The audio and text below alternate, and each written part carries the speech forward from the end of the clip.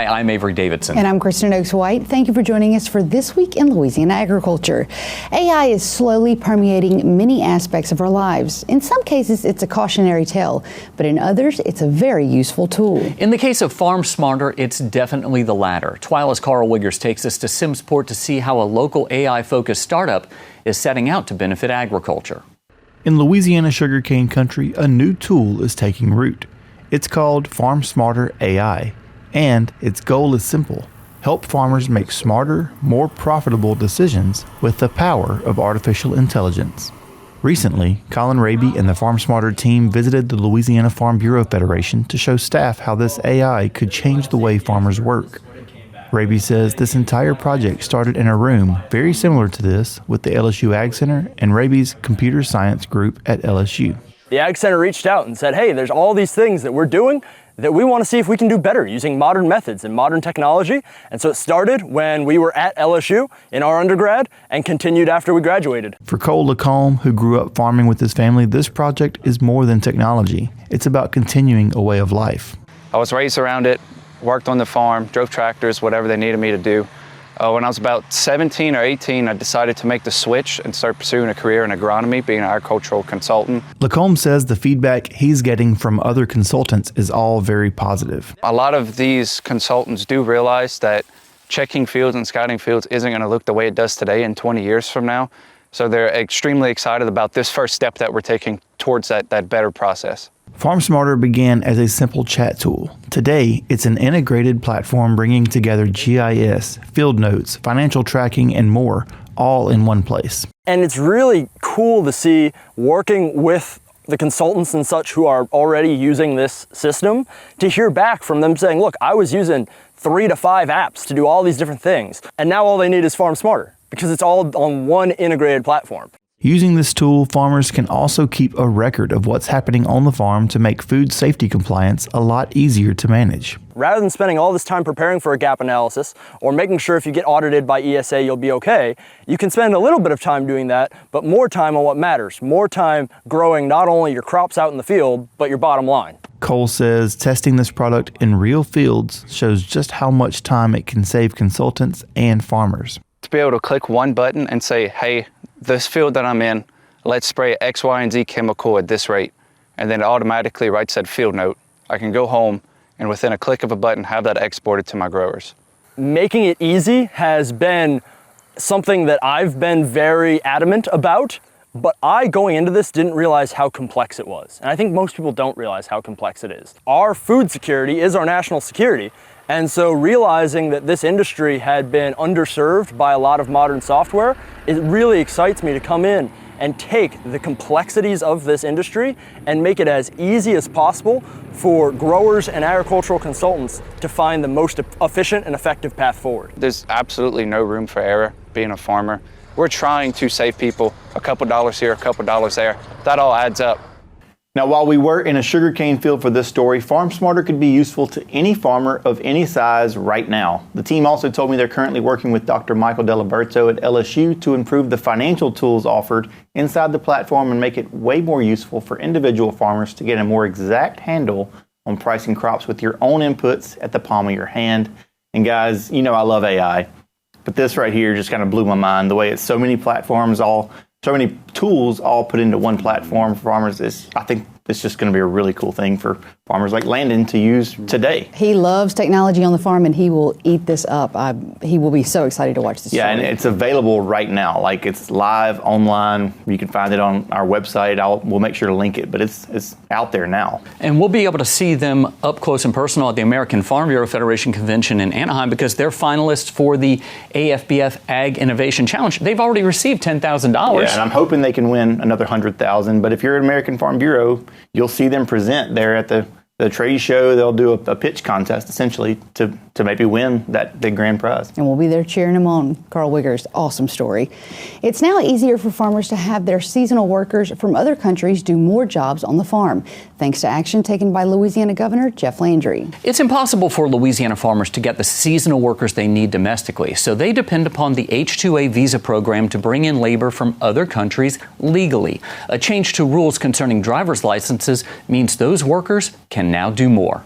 Soybean harvest is just getting started on Joey Olivier's farm in St. Landry Parish. He only needs workers on his farm for a few months at this critical time of year. Despite placing ads for local workers each year, no one in the area takes the jobs. Bring a cart. That's why he's dependent upon the H-2A visa program to legally get these workers from South Africa. In the past, when Johan, Liam, and Carl arrived in Louisiana, they could repair and drive combines and tractors, but could not drive on Louisiana roads despite having a driver's license from their home country. We had to go back every year and get them issued a Louisiana driver's license. We had to go through the testing process every year, and it expired when their visa expired. So every year is the same process. We generally get the same workers back, so they've already taken the test and they know the safety requirements of our transportation. That got the attention of Louisiana Governor Jeff Landry. Well, I think, first of all, my experience of both working on a farm and the relationships that I have and continue to have with many farmers around the state of Louisiana gives me a closer ear to what's going on the farm. And we all know that there is a need to fill seasonal employment. It's hard to find folks to come in and work 2 or 3 months out of the year. And so our farms, not only in Louisiana, but around the United States, have turned towards migrant workers through the H-2A visa program. On August 5th of this year, Governor Landry announced reciprocity agreements with Belize, Costa Rica, El Salvador, Guatemala, Honduras, Panama, and South Africa, which means H-2A visa holders from these countries can present their valid driver's license from their home country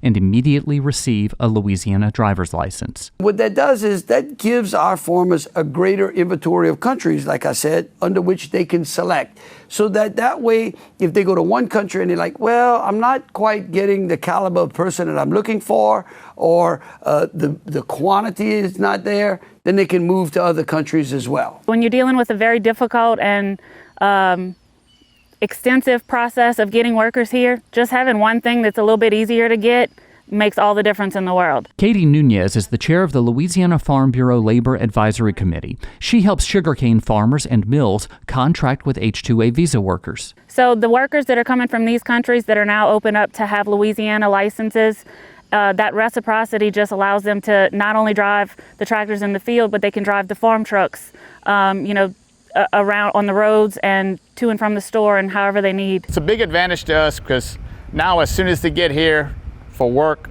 they're available to go to work, and we don't have to wait for them to go through a driving course or education course and then a driving test. So they're ready to go to work as soon as we get them. You may have noticed that Mexico and Canada are not on that list because there are already reciprocity agreements in place through the USMCA. Louisiana farmers are also having a tough time turning a profit this year because of high input costs and low commodity prices. That was a major topic of discussion when U.S. Secretary of Agriculture Brooke Rollins met with agricultural leaders from Louisiana, Mississippi, and Arkansas earlier this month. Secretary Rollins heard directly from Farm Bureau leaders about the financial struggles many farmers are facing after 3 years of losses while paying debt with high interest rates. Louisiana Farm Bureau President Richard Fontenot says Secretary Rollins was receptive to what they had to say. Good messaging coming out of the Secretary of Ag today, and the fact that there is potentially some opportunities coming. They're talking about it. It's not released yet, but she discussed maybe some more economic supplements, if you will, coming in down the road to alleviate some of this economic turmoil we're in. And then the fact that she's listening to what we're doing and receptive to the various commodities, it's really a win for agriculture as a whole. Secretary Rollins says she is working with Congress to get assistance for farmers. Special thanks to Mississippi Farm Bureau for helping us out with this story. Many farmers started this season with hopes that it would be better than last.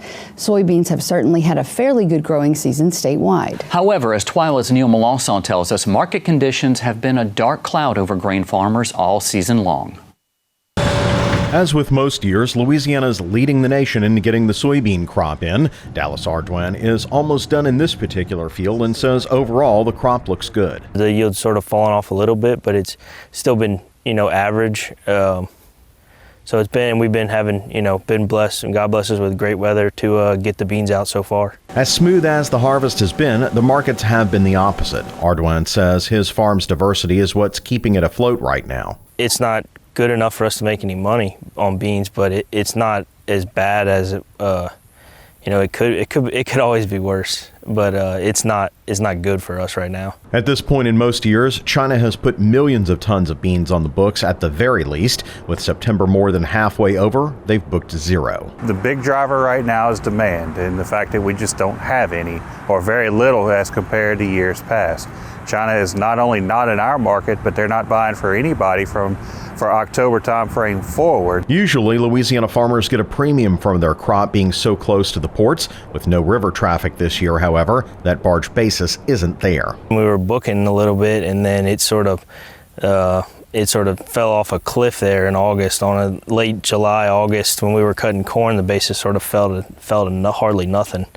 So that's, we sort of bank on that being close to the port. We're always banking on having a good basis, better than we have now, but it hasn't been the case right now. Some farmers manage to get better prices by booking early, as well as access to good offers, which is why having a marketing department is so important in volatile years. We're able to help farmers capitalize on market movements later in the marketing year by holding things on basis and getting the best basis numbers that we can at the export elevator. We call you to get those special offers in, but being able to hold stuff on basis without the futures price and price it out later when the market does move up is a big advantage our farmers carry. Farmers like Ardoin are bringing in their crop in uncertain times, and with China buying still a question mark right now, it raises a lot of questions about what farmers are going to do or even be around for next year.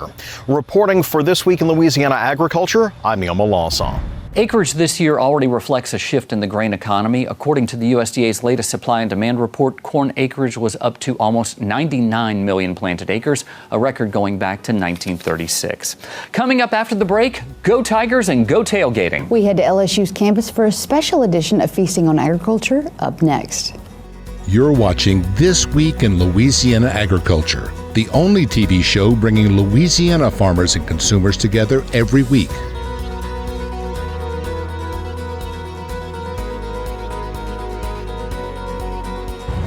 Welcome to the special edition of Feasting on Agriculture, where Kristen, we're at LSU for game day, and we're here to remind you that tailgates don't grow themselves. Farmers do.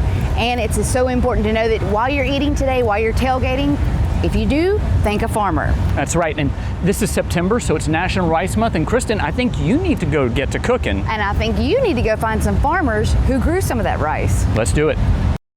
Feasting on Agriculture is brought to you by the Louisiana Crawfish Promotion and Research Board, Louisiana Crawfish, ask before you eat, and by the Louisiana Beef Industry Council, beef, it's what's for dinner, and by the Louisiana Rice Promotion Board, think rice. We're at the LSU College of Ag tailgate and the LSU Ag Center tailgate, and this is a great event, and you never know who you're going to run into, like, Louisiana Farm Bureau President Richard Fontenot. Richard, good to see you, man. Nice seeing you, Avery. Well, tell me, what makes a good tailgate? Good tailgate is people, it's environment, game day, and you have Louisiana products at the table. We got jambalaya here, but more importantly, we have our ag leaders and alumni from all over the state celebrating at this great opportunity, great facility, and you get to make memories and have great relationships and strengthen them through your networks. You're a rice farmer, so obviously seeing jambalaya, seeing rice here is important to you, but also what the LSU Ag Center does when it comes to rice research. I mean, you were chair of the Rice Research Board. How important is that to you as a farmer? Anytime you can see some of our research, our checkoff dollars at work. I mean, our checkoff dollars are on the plate today. You know, this September's Rice Month. What a great month to celebrate what we do in South Louisiana and North Louisiana in terms of rice production. And our rice research station in Crowley is one of the pinnacle international stations in this world. World renowned in what they do and the varieties they provide for us and our farmers, not only in Louisiana, but throughout the U.S. And for our Ag Center and our opportunity, our folks to be a part of that is just a great opportunity. Well, I saw you sampling a little bit of the dairy research earlier. How was that LSU Ag Center ice cream? You got to support the dairy farmers as well. The LSU dairy side folks come out with a great ice cream. That's always one of our pinnacle desserts we try to get to when we get to this event. And you usually run out, so I ate dessert first today to make sure I got some. But great turnout. You got over 700 people registered for this event. what a great opportunity to mix and mingle with our agriculture friends from around the state. And most importantly, Richard, go Tigers. Go Tigers. An event like this is incredibly important. We have lots of stakeholders here. We have Farm Bureau friends. We have LSU alumni. We have people who know about LSU but haven't necessarily engaged with agriculture before, and we use this as an educational opportunity for them. And for me, looking into background, this is what winning looks like. You've heard us talking a little bit about the research. Well, let's talk to the guy in charge of it. That would be Dr. Mike Selassie. He's the interim dean of the College of Agriculture and interim vice president for agriculture. Dr. Selassie, what a shindig you're throwing here, man. Yeah, Dr. Lee started this tradition last year.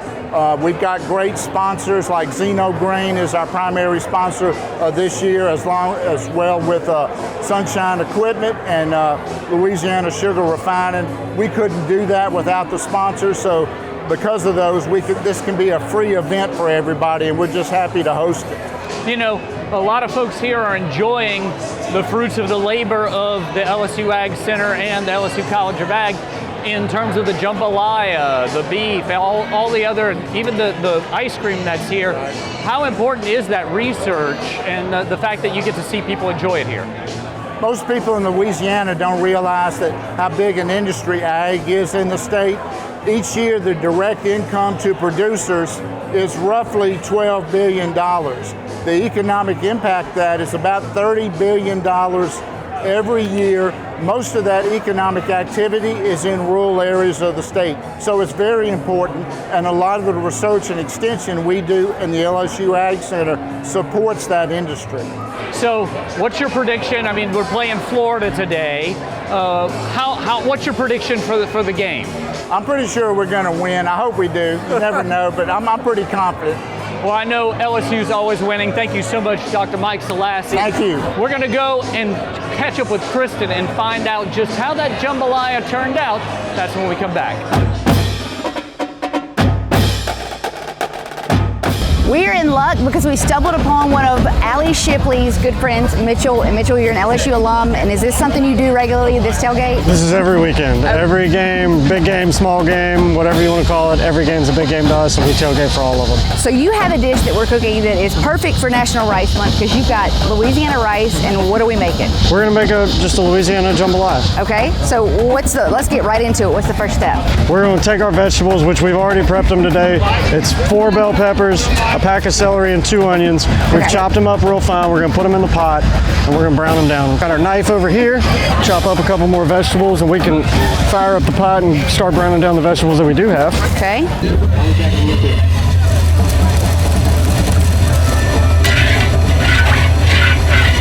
We dropped in all our vegetables, and we're just going to start browning them down. It's going to take them a little minute. Being fresh vegetables, they have a little bit more water in them. So that's crucial, you said, is to get... Sweat them out. Get all the, okay. The vegetables, all the water out. They shrink down, they're not as chewy, and you really don't even notice them, but they do provide a ton of flavor. And usually at this point in time, we'll add a little bit of Tony's. Well, you're going to have to tell me when, because I won't stop. You want to season your vegetables. That's where a lot of your flavor comes from. You don't want to be adding in everything at the end. You really only want... So you don't want to season the meat? All of the flavors from the broth and the vegetables are going to cook into the meat. So we like to call it, when you taste the broth, if your tongue doesn't crawl back in your mouth a little bit, it's not salty enough. What is the secret to the perfect jambalaya? Your rice ratio to your stock ratio, depending on whatever kind of rice you want to use. We're using Louisiana rice today, so we made sure our ratio is absolutely perfect. So what's your perfect ratio? Using supreme rice with 14 cups of rice, you'd want to have 21 cups of broth. So you can see the water starting to cook out. Yeah. It's going to pool up, and I'm just going to keep an eye on it, keep moving the vegetables around, just to make sure they don't burn. Obviously try and get the ones off the wall too. So now we got Allie's husband, Tyler. You're adding the sausage, so is this part of your routine every week? Pretty much, yeah. I'm usually helping Mitchell out, making sure he's doing it right, you know, that kind of thing. obviously we don't have as much water now that the vegetables are browned down, and so we're gonna have to really stir during this part, but also let it sit just enough to brown that sausage, but we don't want our vegetables to stick because there's not as much grease and water in the pot. Right. And that's part of the reason we use Manda sausage, is it is a little bit greasier. That's the best part about it. Okay, looking good already. How do you get it so dark? So that is actually kitchen bouquet. It's just a little bit of artificial coloring. Really, it doesn't add any flavor or taste to it. We'll season this with white pepper and then minced garlic. And then once we put it in the pot, we'll get it rolling really hard. And then we'll taste it. We'll make sure it's salty enough, because that rice is, when you add your rice, it's going to absorb all the salt. 3, 2, 1. We're going to add in our broth, and like I said earlier, we prepped everything beforehand, so our chicken is actually in here, and so is our minced garlic that we did at home. So we're going to add this in. It's still a little bit frozen, then we're going to let it melt down and boil. Okay. And once it's boiling, that's when we're going to give it a taste test. So we're going to add it in. You might want to take a step back. Just, you got on a lot of white for a lot of dark. I'm just cheering you on from the back. Woo! Go! So if you want to come take a look, there's all of our chicken and vegetables and garlic you can see is all frozen in there. So as it cooks down more and more, it's going to obviously thaw out. Man, that's beautiful. Okay, I hate to sound like a kid in the back seat, but are we ready yet? We're almost there. We're about to add our rice in, but we want to check the broth just to make sure it's salty enough. So we'll get a little spoonful. I'm supposed to do this? There we go. This is like it's the gonna devil's cauldron. It's going to be a little hot. Blow it off.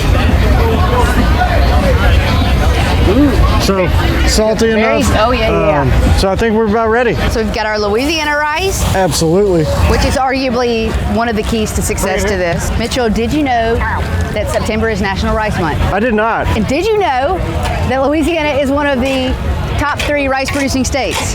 That I did know. Now you all know. Okay, so that's the thing. Once you put the rice in, the heat goes away. The heat goes away.